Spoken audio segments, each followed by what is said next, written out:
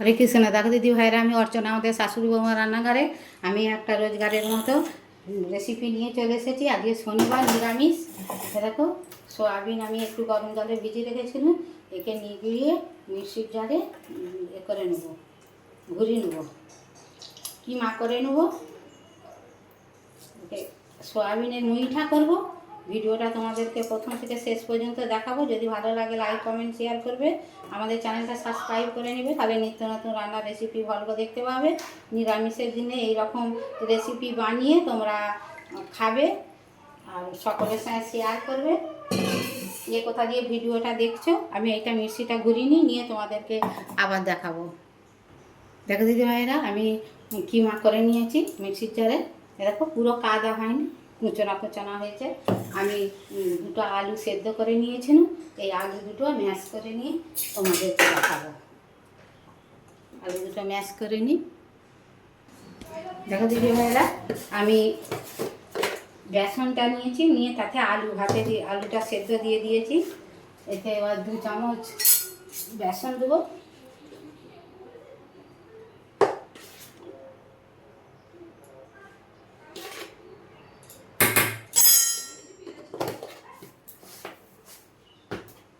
এতে একটু লঙ্কা গুঁড়ো দেবো, একটু হলুদ দেবো,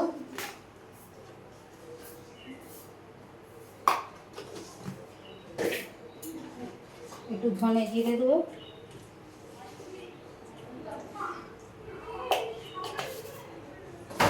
নুন দেবো,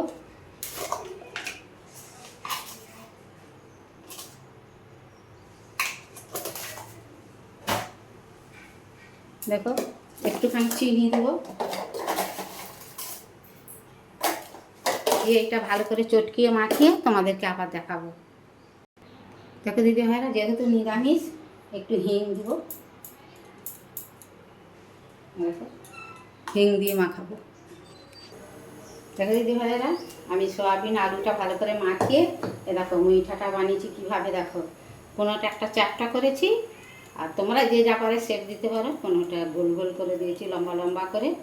দেখো, তোমরা এটা 4 কোণাও করতে পারো। দেখো, চ্যাপটা চ্যাপটা করে দিয়েছি, ভালো ভাজা হবে বলে। এবার কড়াই আমি তেল বসিয়ে দিয়েছি। দেখো, এইভাবে লম্বা লম্বা করেও করে দিতে পারো মুইঠা, আবার চ্যাপটা চ্যাপটাও করে ফেলতে পারো। হাত দিয়ে এইভাবে চ্যাপটা চ্যাপটা করে দিয়ে তেল বসিয়ে দিয়েছি, আমি তেলে ভেজে নেব।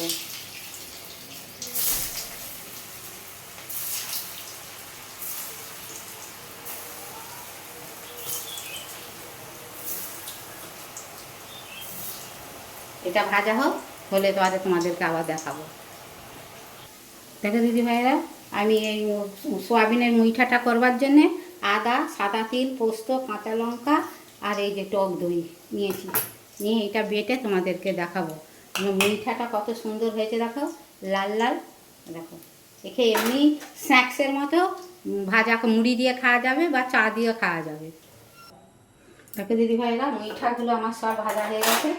দেখো কত সুন্দর ভাজা হয়েছে। আমি একটা কড়া, সেই কড়াতে যে তেল আছে ওই তেলেতেই আমি দুটো কালা জিরে দিয়ে দেবো, দুটো কারি পাতা দিয়ে দেবো, যেহেতু নিরামিষ হিং দিয়ে দেবো। আমি টমেটো দেবো নি, টক দই দেবো। আমি এই মশলাটা বেটে রেখেছি, এটা দিয়ে দেবো।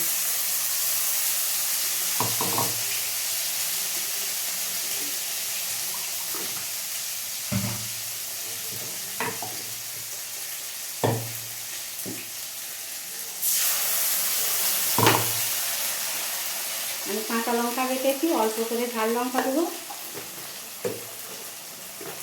এতে একটু হলুদ দিয়ে দেবো।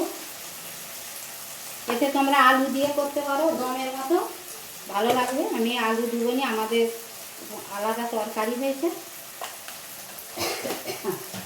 নুন দিয়ে দিলুম। এবার ধনে জিরে গুঁড়ো একটু দিয়ে দেবো, মৌরি গুঁড়ো একটু দিয়ে দেবো। নিরামিষে মৌরি গুঁড়ো ভালো লাগবে। কাশ্মীরি লঙ্কা দিয়ে দেবো, কালারের জন্য।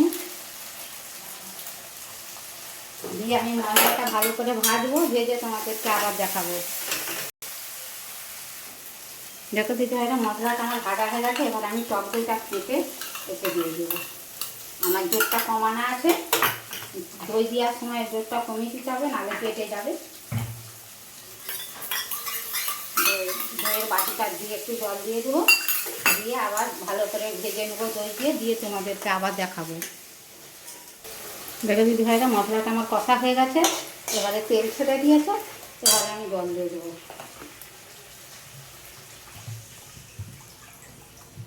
ফুটলে আবার তোমাদেরকে দেখাবো। দেখো দিদি ভাইরা, ঝোলটা আমার ফুটে গেছে। আমি হালকা করে চিনি দিয়ে দেবো।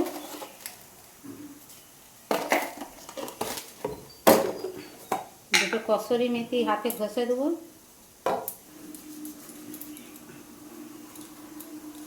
আর দেখো সেই মুইঠাগুলো দিয়ে দেবো।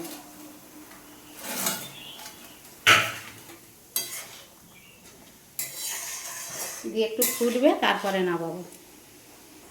দেখো দিদি ভাইরা, সয়াবিনের মুইঠাটা দেখো কত সুন্দর হয়েছে, কালারটা কত সুন্দর হয়েছে। দেখো পুরো রসগোল্লার মতন টপ টপ করে হাসছে। দেখো নরম তুল করছে। দেখো দেখো তোমাদেরকে একটা তুলে দেখাচ্ছে। দেখো এখে দিয়েই ভাত খাওয়া হয়ে যাবে। তোমরা নিরামিষের দিন এইভাবে করে খাবে। সকলের সঙ্গে শেয়ার করার অনুরোধ রইল। তোমরা কে কোথা দিয়ে ভিডিওটা দেখছো কমেন্টে জানাবে, তাহলে ধন্যবাদ জানাতে সুবিধা হবে আমাদের। তোমরা এইরকম করে খেয়ে কমেন্টে লিখবে। হরে কৃষ্ণ, রাধে রাধে। তোমরা ভালো থাকো, সুস্থ থাকো।